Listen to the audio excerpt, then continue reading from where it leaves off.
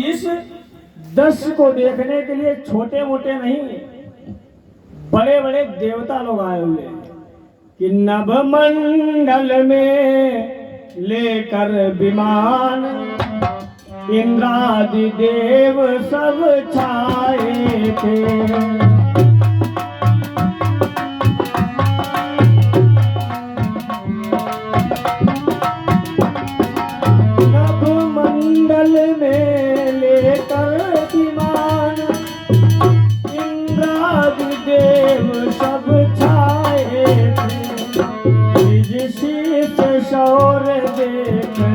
स्वयं गुरु शुक्र परशु तक आए थे।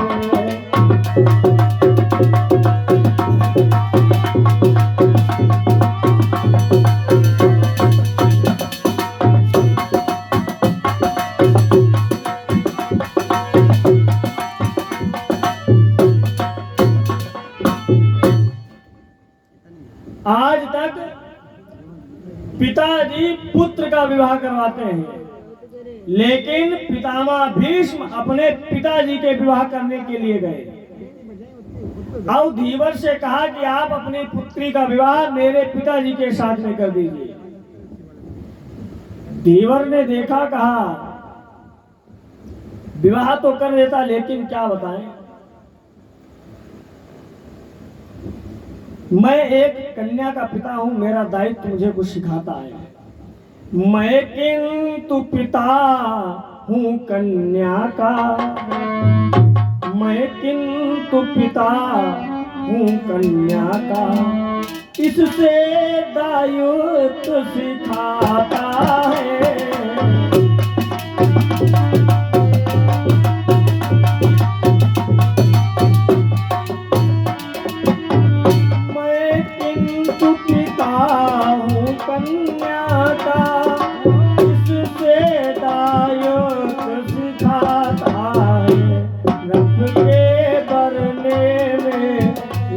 मुझे भावी कल्याण दिखाता है।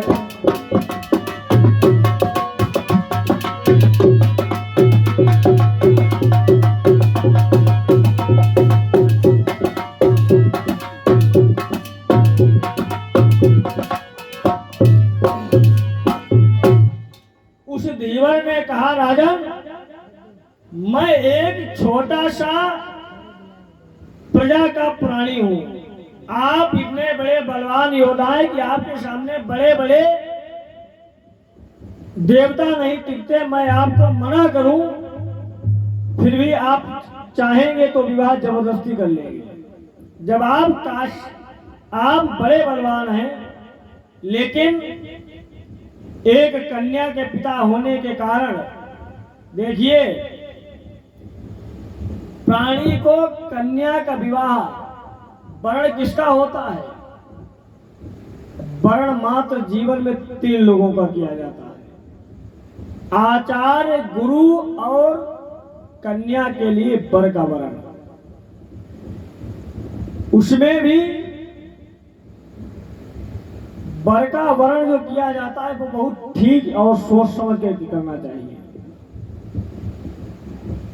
मानस में लिखा है कि जो कुल घर बरु होई अनूपा, करी विवाह सुता अनुरूपा।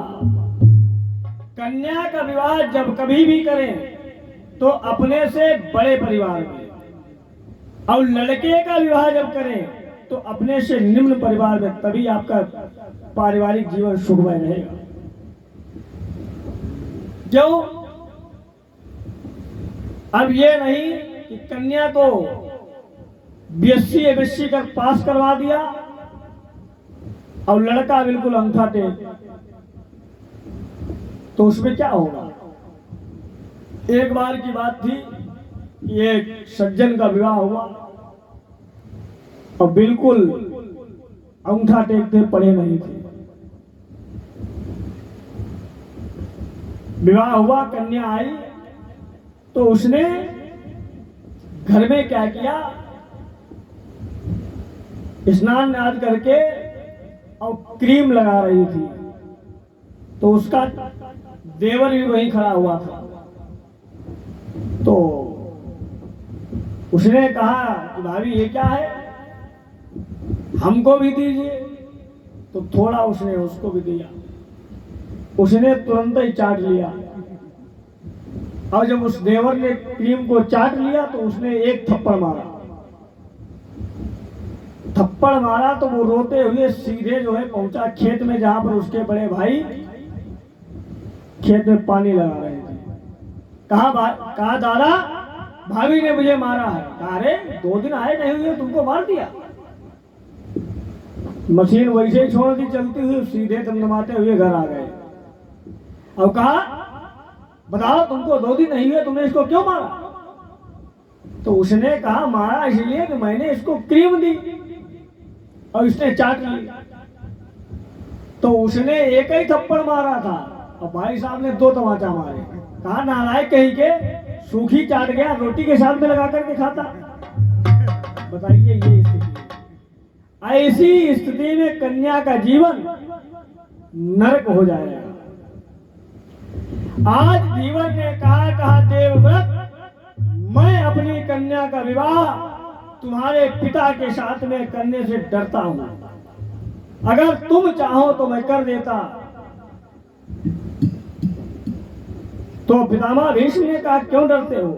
बोले डरता इसलिए हूं कि तुम मेरी कन्या का विवाह होगा और बड़े पुत्र हो तुम, राजा तो तुम ही बनोगे, मेरी कन्या के पुत्र तो जो है वो एक दासी के समान, नौकर के समान रहेंगे।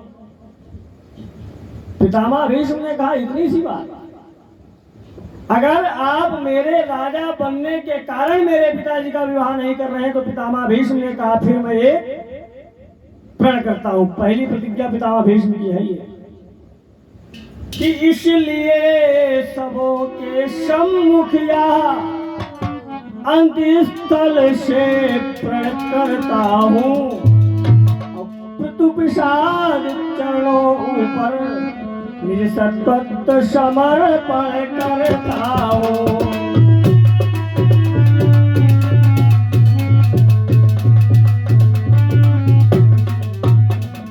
पितामह भीष्म ने कहा कि मैं प्रण करता हूं कि कभी भी राज्य को ग्रहण ही नहीं करूंगा, राजा नहीं बनूंगा। धीवर ने कहा महाराज फिर भी मैं आपकी शर्त को स्वीकार करता हूं, फिर भी कन्या का विवाह नहीं कर सकता। बोले क्यों? अरे धीवर ने कहा कन्या का विवाह कर दिया, आप प्रण करते हैं कि मैं कभी राज्य नहीं करूंगा, मानता हूं, लेकिन महाराज कहीं ऐसा भी तो हो सकता है कि आप सत्य है किंतु है संभव दीन दयाल, अब प्रभु की संतति या नियम करे नहीं प्रतिपाल।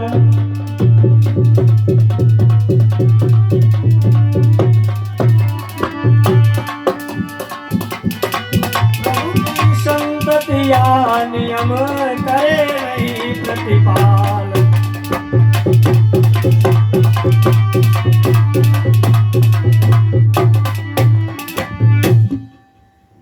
उसने कहा मानता हूं कि आप राज्य नहीं करेंगे, लेकिन आपका विवाह होगा, आपके पुत्र होंगे। और उन्होंने इस नियम को नहीं माना।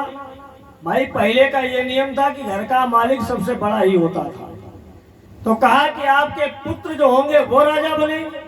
तब भी तो मेरे कन्या के द्वारा जो भी पुत्र पौत्र उत्पन्न होंगे वो हमेशा नौकर की ही भांति रहेंगे, मैं विवाह नहीं कर सकता हूं। अरे पितामह भीष्म ने कहा इतनी सी बात, आप मेरे कारण मेरे पिता को दुख दे रहे हैं, इसलिए मैं दूसरा प्रण करता हूं। और दूसरा प्रण सबसे भयंकर प्रतिज्ञा है पितामह भीष्म। बोले कि पितु पूजा धर्म और बड़ा सबसे जीवन भर इसे निभाऊंगा, और आजन्म ब्रह्मचारी रहकर अविवाहित जन्म बिताऊंगा।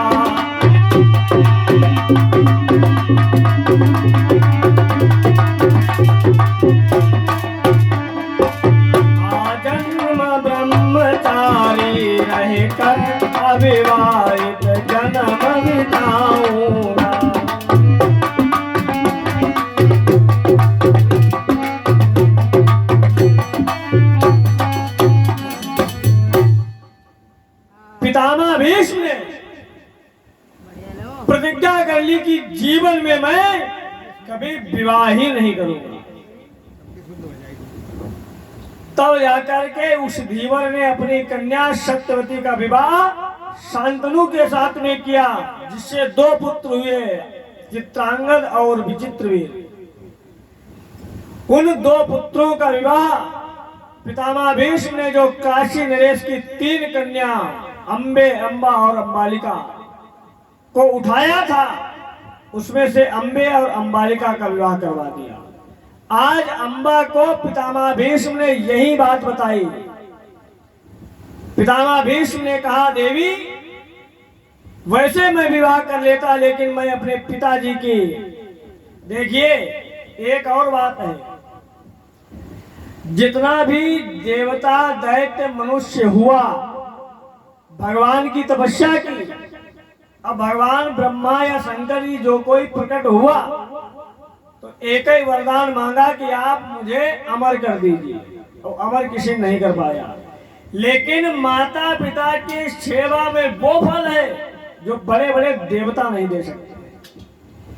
पितामह भीष्म ने जैसे ही अपने पिता के लिए इतनी बड़ी प्रतिज्ञा को किया, तो महाराज शांतनु ने कहा, देवव्रत तुमने अपने जीवन में बहुत बड़ी प्रतिज्ञा धारण की है, ये भीष्म प्रतिज्ञा है, इसलिए आज से तुम्हारा नाम भीष्म होगा।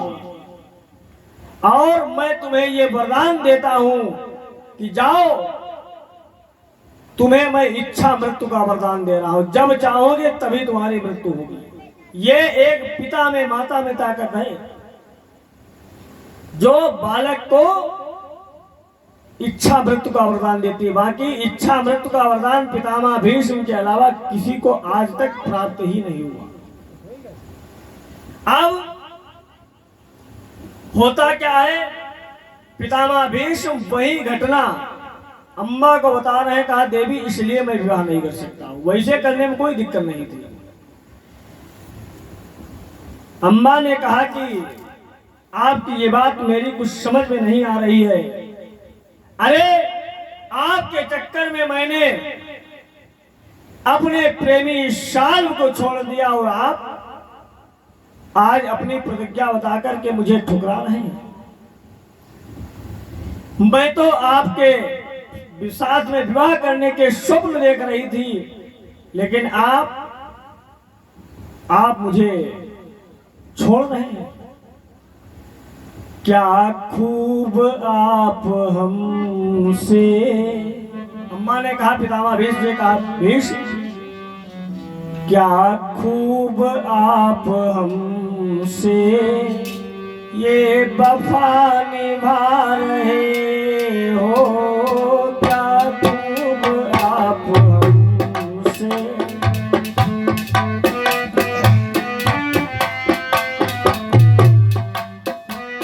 क्या खूब आप हमसे ये वफा निभा रहे हो, क्या खूब आप हमसे ये वफा निभा रहे हो। नजदीक आना था तुम्हें, नजदीक आना था तुम्हें, और दूर जा रहे हो।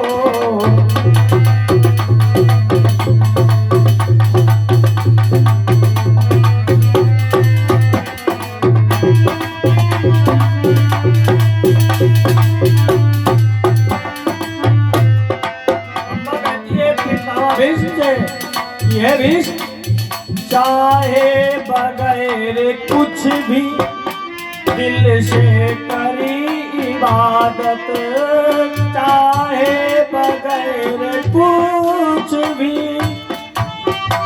दिल से करी इबादत, फिर बात कौन सी है, फिर बात कौन सी है, जो को मत जता रहे हो।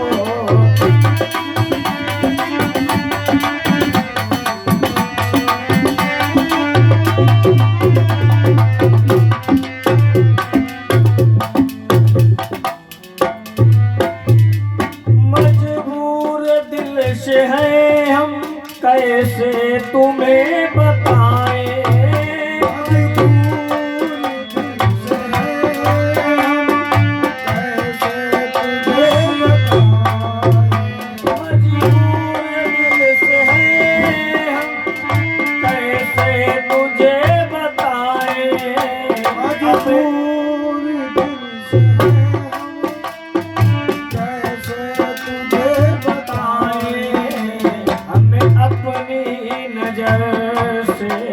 हमें अपनी नजर से नीचे गिरा रहे हो।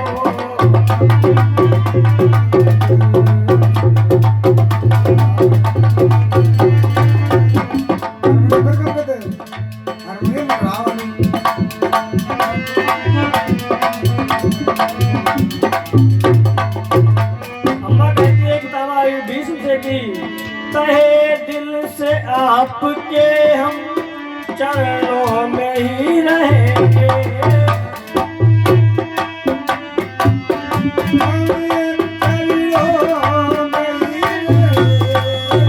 तहे दिल से आपके हम चरणों में ही रहेंगे। किसका है खौफ प्यारे, किसका है खौफ प्यारे, जो छोड़ जा रहे हो।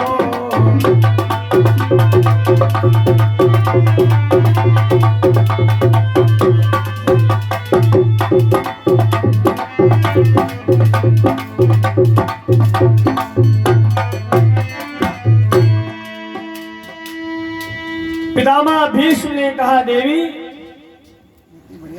तुम जिससे चाहो जिसका नाम लो उससे मैं तुम्हारा विवाह करवा दूंगा, लेकिन मैं तुमसे विवाह नहीं कर सकता। अम्बा ने कहा कि मैं शाल्व से प्रेम करती हूँ, आप अगर विवाह नहीं करते हैं तो मेरे प्रेमी शाल्व के पास में मुझे भिजवा दीजिए। पितामह भीष्म ने अपने सैनिकों को बुलाया, कहा जाओ अम्बा को शाल्व के दरवाजे पर छोड़ करके चले आना, लेकिन एक हिदायत दी कि शाल्व के दरवाजे पर छोड़ करके चले आना, रुकना बिल्कुल नहीं। अब अगर रुक गए भूल से तो फिर तुम्हारी शाल्व क्या दशा करेगा मैं नहीं बता सकता। क्यों? पितामह भीष्म ने कहा मैंने उसे बहुत मारा और अपमानित किया है, अब तुम हो मेरे सैनिक, भूल से भी उसके हाथ में लग गए तो तुम्हें जरूर मारेगा। सैनिक लोग गए और अम्बा को शाल्व के दरवाजे पर छोड़ दिया। अब अम्बा ने शाल्व के महल के बाहर जो संतरी खड़े हुए थे उनसे कहा जाओ अपने महाराज शाल्व से कह देना कि तुम्हारी रानी महारानी पटरानी अम्बा आई हुई है। संतरी ने देखा, कहा पटरानी, मैंने तो इसे कभी नहीं देखा। अरे दूसरे ने कहा कि राजा लोगों को मामला है, क्यों चक्कर में पड़े हो, इन लोगों की एक पटरानियां नहीं होती हैं। सैनिक अंदर गया, शाल्व अपनी सभा में बैठा हुआ है। अम्बा ने मंत्री ने जाकर के कहा राजन एक स्त्री आई हुई है, दरवाजे पर खड़ी है और वो कह रही है कि महाराज से बताओ जाकर के कि उसकी रानी महारानी पटरानी आई हुई है। शाल्व ने कहा रानी महारानी पटरानी आखिर है कौन, क्या नाम है? मंत्री उस संतरी ने कहा, उस नौकर ने कहा महाराज वो अपना नाम अम्बा बता रही है। और जैसे ही अम्बा का नाम सुना तो शाल्व को पितामह भीष्म ने जो अपमान किया था, सर मुड़वाया था, आदि मूंछ घोट दी थी, वो सारा अपमान याद आ गया। अम्बा का नाम लेते ही शाल्व की क्या दशा हुई कि यह नाम कान में आते ही चूड़ी सी चढ़ती जाती है।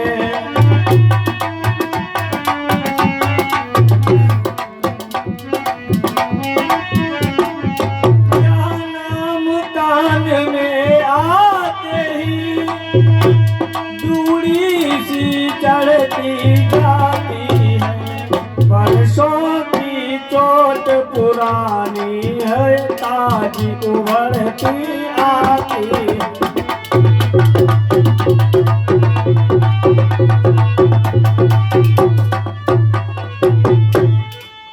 पितामह भीष्म ने जो अपमान किया था वो सारे दृश्य याद आए और उसने कहा ठीक है भेज दो। अम्बा पहुंची। अम्बा को देख करके शाल्व ने कहा क्यों आई हो? अम्बा ने कहा क्यों आए? अरे हम लोग प्रेम करते थे, प्यार करते थे, तो मैं आपके पास में आई हूं, हम लोग विवाह करने वाले थे। शाल्व ने कहा विवाह तुमसे? अम्मा ने कहा अरे कि वो दिन तुम क्या भूल गए जब हम दोनों मिलते थे। अम्मा ने कहा वो दिन भूल गए क्या? कि वो दिन तुम क्या भूल गए जब हम दोनों मिलते थे। घंटों बैठे बातें करते दिल नहीं हमारे भरते थे।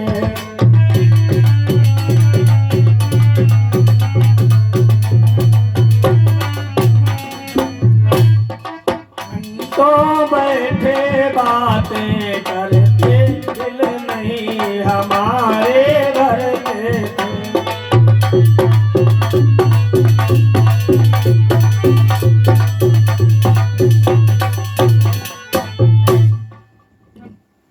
शाल्व ने कहा मुझे एक एक दिन एक एक दृश्य याद है, लेकिन अब मैं तुमसे विवाह नहीं कर सकता हूं। अम्मा ने कहा क्यों? शाल्व ने कहा तुम पितामह भीष्म के यहाँ रह करके आई हो, इसलिए अब मैं तुमसे विवाह नहीं कर सकता हूं। अम्मा ने कहा अरे तुम मेरे प्रेम को नहीं जानते हो। अरे शाल्व से अम्बा ने कहा तुम मुझे छोड़ दोगे तो मेरी क्या दशा होगी, ये एक प्रेम करने वाला ही व्यक्ति जान सकता है कि क्या पुत्र प्रेम की ममता है, क्या पुत्र प्रेम की ममता है, ये माता यशोदा से पूछो।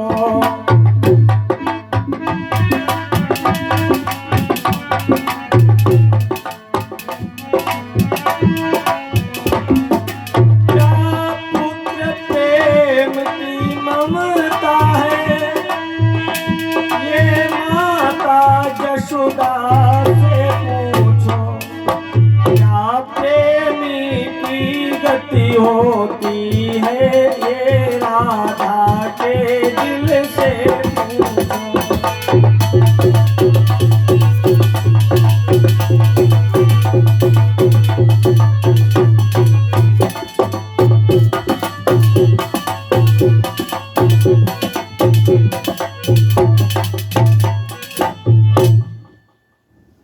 अम्मा ने कहा तुम मेरे प्यार को क्यों नहीं समझ रहे हो? अरे मैंने पितामह भीष्म को छोड़ दिया, मैंने उनसे विवाह नहीं किया, हम लोग प्रेम करते थे।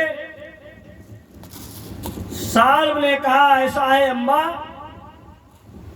अब मैं तुमसे विवाह नहीं कर सकता हूं। अगर तुम्हें मेरे महल में मेरे साथ रहना है तो एक महारानी नहीं दासी बनकर के वैश्या की भांति रहना होगा, मेरी राजसभा में नृत्य करना होगा, तब रह सकती हो। और तुम महारानी के जो ख्वाब देख रही हो ये कभी अब पूर्ण नहीं हो सकती। जैसे ही अपने प्रेमी शाल्व के मुख से इन शब्दों को सुना तो अम्बा के पैरों के नीचे से जमीन खिसक गई। अम्बा ने कहा रे शाल्व, तूने मेरे साथ बहुत बुरा किया कि ठुकरा के मेरे प्यार को तूने बुरा किया, ठुकरा के मेरे प्यार को तूने बुरा किया, ठुकरा के मेरे प्यार को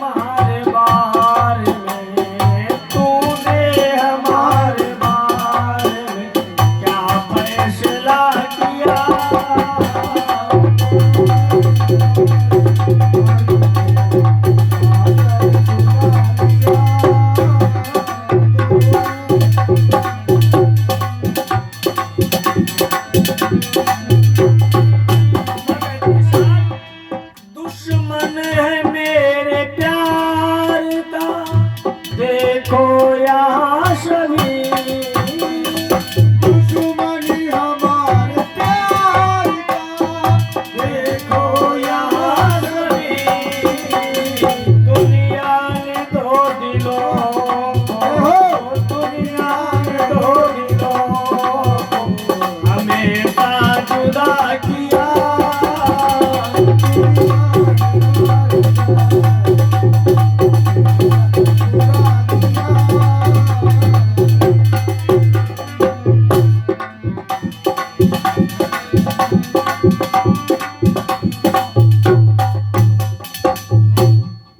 साल ने अम्बा को स्वीकार नहीं किया।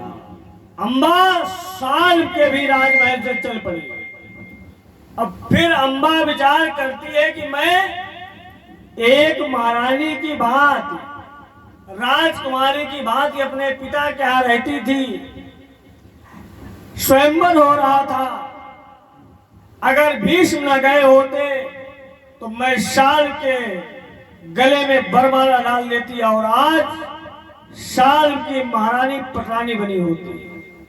लेकिन भीष्म पितामह के कारण आज मेरी ये दुर्दशा हुई है। विचार करती है, अब कहती है कि आज अगर मैं दर दर भटक रही हूं तो सिर्फ पितामह भीष्म के कारण, इसलिए कि चल पड़ी चुटहली नागिन सी। देखिए,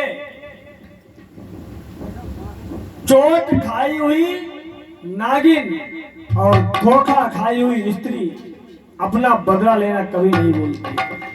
आज अम्बा धोखा खाई हुई है कि उसके प्रेमी साल ने भी ठुकरा दिया और पितामह भीष्म ने भी उसे नहीं अपनाया। तो विचार करती है कि चल पड़ी चुटहली नागिन सी, अपना शिकार पहचान लिया। अब भीष्म का नाश करूंगी मैं, अम्बा ने मन में ठान लिया।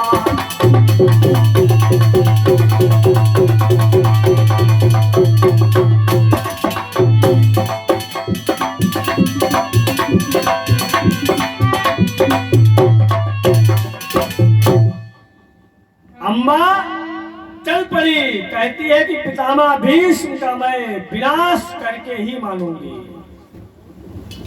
अब